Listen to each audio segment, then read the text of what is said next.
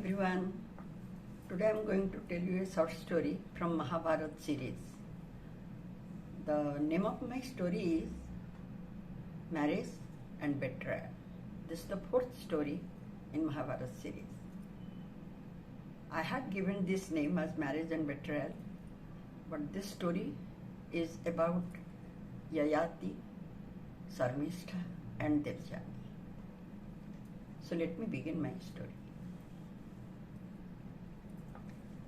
Rishi Vaishnavan said, "O King Janmejay, you should feel fortunate that you belong to this noble race of Somavanshi. And now I am going to tell you, as you asked me about how King Yayati got married to Devjani and what is the betrayal. Well, let me start now. Listen to me very carefully." And Rishi Vaishnavan started the story of Janmejay's ancestors, King Yayati. The fight between the Asuras and Devas was going on. There was no end of their fighting. But when Kach, the son of Brihaspati, learnt this Sanjeevani mantra and went to Devlok, after that, the Devas just requested Lord Indra to restart the war. And Indradev agreed. He was just searching for waiting for the opportunity. So once Sarmistha, the daughter of Danava king Prishaparva, went to take her bath in a lake with her friends and Devjani too. They just kept their clothes on the bank of the lake and went inside the river, inside the water. At that time, King Indradev just changed his form into Vayu and blew so hard that whatever clothes were kept on the bank were jumbled up. After finishing their bath, the girls came out and they just started wearing the clothes. In a hurry, Sarmistha wore the cloth of Devjani. Seeing her dress worn by Sarmistha, Devjani got very angry because she always expected respect from Sarmistha, being the daughter of their guru. And in the same way, Sarmistha also very proud of her race, and she never thought that she would give respect to Devjani. So Devjani, being angry, just scolded her and scolded to Sarmistha and torn her clothes. And then she said, How dare you to wear my dress, Sarmistha? Then she told some harsh words about her lineage. Then in return, Sarmistha, being the daughter of the king, she was also very proud, and immediately she said, "Hey, Devjani, don't you know who am I? How dare you to use all these harsh words to me? Now, you should remember that what your father is. Your father takes alms and my father bestows on him. So, you are just the daughter of a beggar. Do you understand?" She said this and pushed Devjani into a well. Then went back to her palace with her other friends. Devjani fell into the well and started crying, but nobody was there to listen her cry. And coincidentally, at that time, King Yayati, chasing a deer, reached over there. He was very thirsty, so he just peeped into the well to take some water and drink. At that time, he heard a somber wailing. Then he looked at the well and saw a beautiful girl.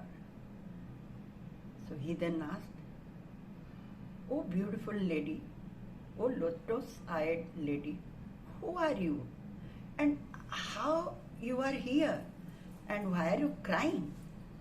Then Devjani just requested him to help him to come out, and then she would say everything. King Yayati did the same thing.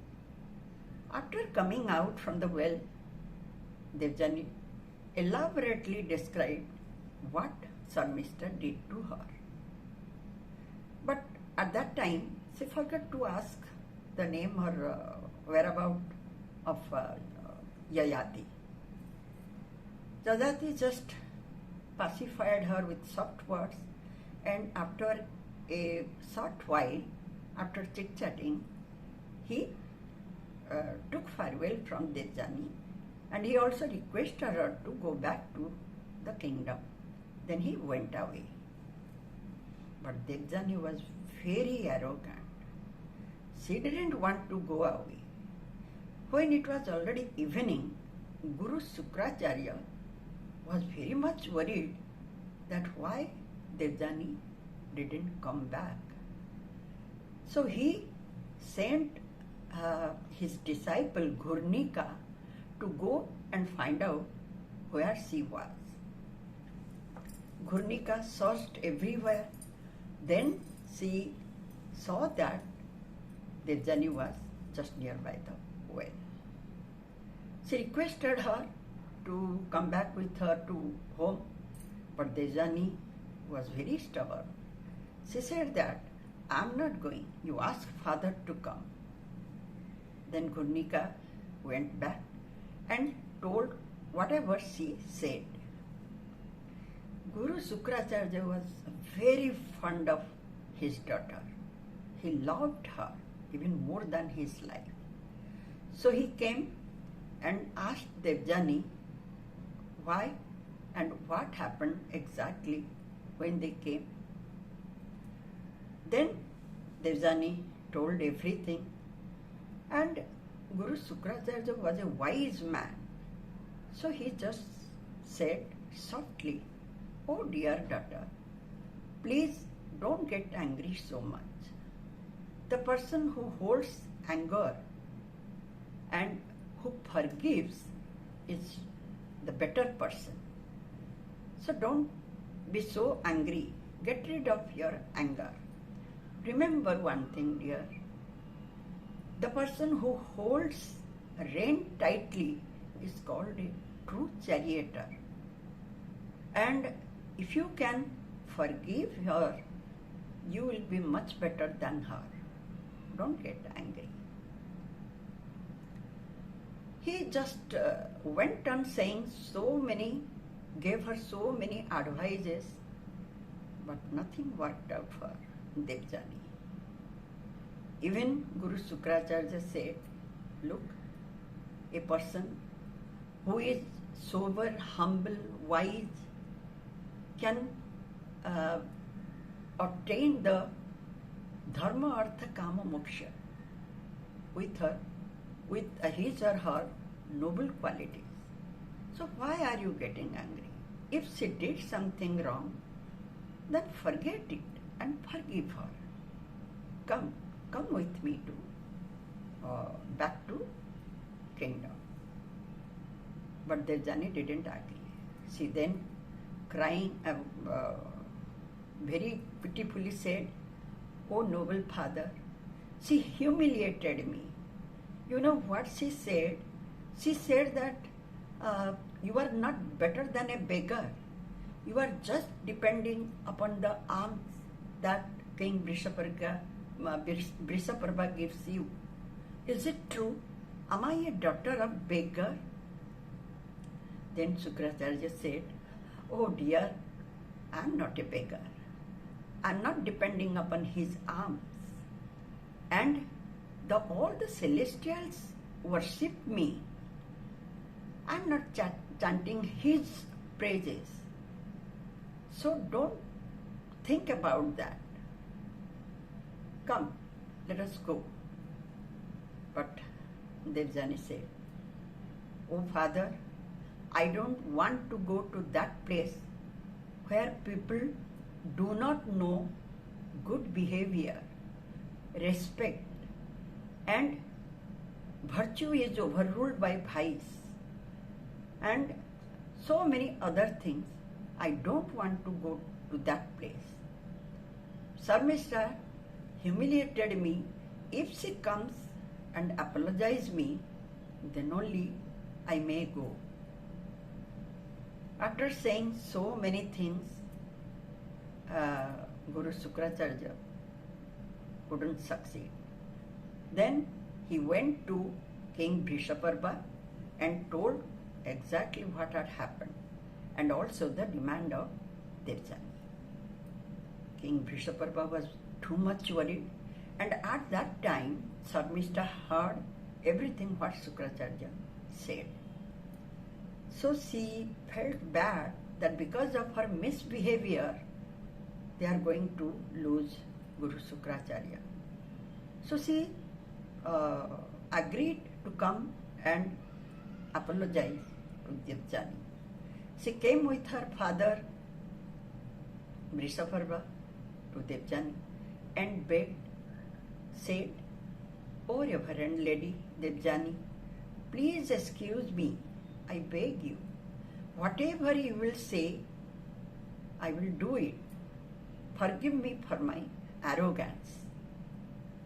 Then Devjani said, "Are you ready? Whatever I will say, you will do?" Then Sarmishta said, "Yes, Devjani, I will do whatever you will say. I am at your service."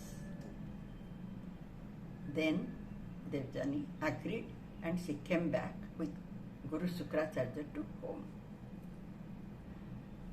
Few days passed and again these girls went to forest for fun's sake.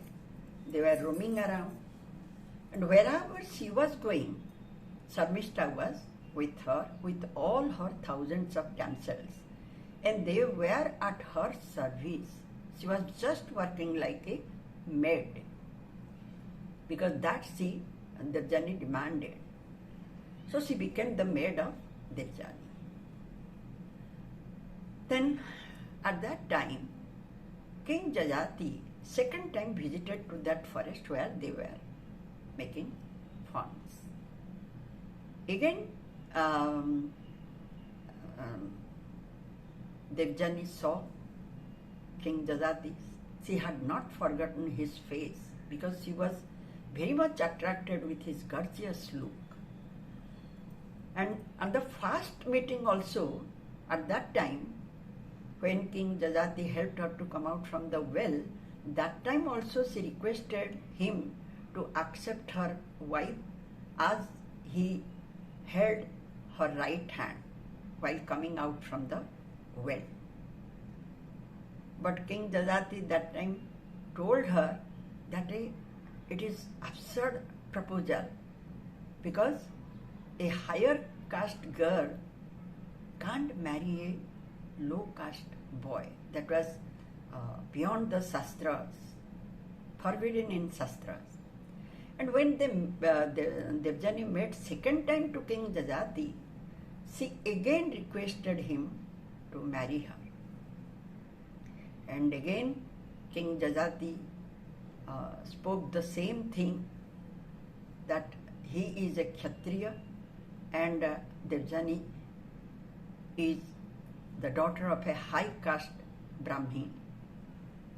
But Devjani was, as usual, she was very arrogant and stubborn. She said, no, then I will call my father, you just wait and he will decide. Then Yayati agreed. Guru Sukracharya was called and he came to the spot. Then Sukracharya said, O king, you are chosen by my daughter and I love my daughter too much. If she is happy, I have no objection at all. Please marry her. And do remember, when Devjani will go to your kingdom, Sarmishta and all the other 1000 damsels will be with her and they will serve for her. Again, he just reminded Yayati that high caste girls marrying to a low caste boy had already happened before, so nothing to worry about it, and he requested him to marry. At last, Yayati agreed and he married to Devjani. And all the girls with Sarmishta went with her. But before going to his kingdom, Sukracharya requested and warned him two things to Yayati. He told him, O king, just remember two things. The first one, always respect to Sarmishta because she is a princess, daughter of a king. And second is, never call Sarmishta to your bed. Never try to betray my daughter. Yayati agreed and they went happy. Years passed together with Yayati, Sarmishta as a maid and Devjani. Everything was good at few years. But Sarmishta was feeling very sick. She couldn't tolerate and she was also attracted by the gorgeous look of King Yayati. So one day, secretly, she met Yayati and said, O noble king, please accept my offer. Then Yayati said, accept my offer means she wanted to be his wife. But King Yayati said, O Sarmishta, this is adharma because I promised. I cannot marry you. Then witty Sarmishta said, O noble king, just remember, as per the Shastras, whatever the property of wife that belongs to her husband, you married to Devjani and we all are her slaves. So we also belong to you. So there is no adharma at all if you will marry me or accept me as your wife. Please bless me to be a mother of your children. Then Yayati had no words to object. And gradually they met secretly. But you know, truth always prevails. So one day, Devjani came to know the secret relationship of Yayati and Sarmishta. She got furious, very angry, and she just ran away to her father, Guru Sukracharya. And she cried there and told everything what had happened between Yayati and Sarmishta. Sukracharya, as I told you, he had too much weakness for his daughter. Devjani was his life. So immediately he cursed King Yayati to suffer in premature old age. which Yayati really suffered. Then Yayati came and just requested him again and again to recall that curse. And even Devjani would be suffer na for that. But Sukracharya said, O king, curse cannot be recalled. However, it can be reduced. Like, if you want, you can exchange your premature old age with anyone you want. And after that, Yayati went to all his sons. In due course of time, Yayati went all his sons and requested them to exchange their youth with his premature old age. Nobody agreed. At last, Puru, the youngest son, agreed to take his old age and in return to give his youth. That had happened, and King Yayati again just fulfilled his desire with both of his wives, Devjani and Sarmishta, for a long time. But one day he felt that there is no end of dark desires. So he came back and again exchanged his youth to Puru and took his old age again. After that, he went back to Mount Meru with both of his wives. This is the story of how the marriage between Yayati and Devjani took place and why King Yayati was cursed by Guru Sukracharya. But one thing remember, how nicely Vyasadeva has described the human psychology and all the laws, what had happened at that time. Very nicely he has described. And at that time, it was said that a high caste girl, if would marry to a low caste boy, then it is called pratiloma.